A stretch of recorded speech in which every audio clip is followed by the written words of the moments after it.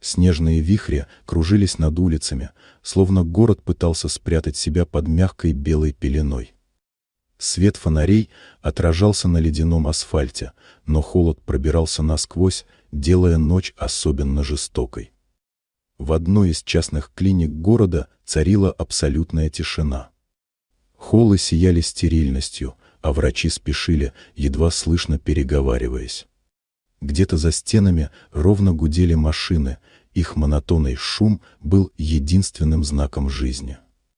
В маленькой палате 208 лежала Лили Харрис. Девочка 13 лет, дочь известного девелопера Джеймса Харриса. Ее лицо казалось хрупким, словно фарфор с трещиной, и каждое движение глаз было остановлено.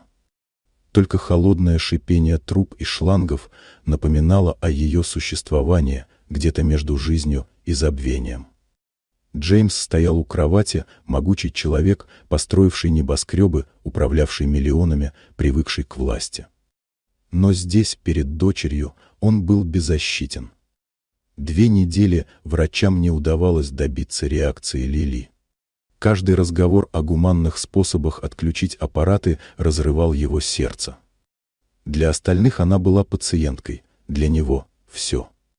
Ночь была глубокой. Джеймс сидел, сжав ее ладонь, погруженный в воспоминания. Летние вечера на крыше их квартиры с видом на огни Манхэттена, ее звонкий смех, игры с собакой на террасе. Сердце сжималось при мысли о потере, а слова врачей сталкивались с внутренним голосом надежды, едва слышимым, как тихий шепот. Вдруг тишину палаты словно нарушил невидимый зов. Джеймс ощутил присутствие, которое нельзя объяснить логикой. В памяти всплыли слова о том, что Лили ждет доверия, что ее душа все еще здесь, и что он единственный, кто может помочь. Не аппараты, а его решимость — ключ к ее спасению. Он медленно коснулся панели машин, холодный металл под пальцами. Сердце билось, страх и отчаяние сжимали грудь. Нажатие на красную кнопку стало шагом в неизвестность.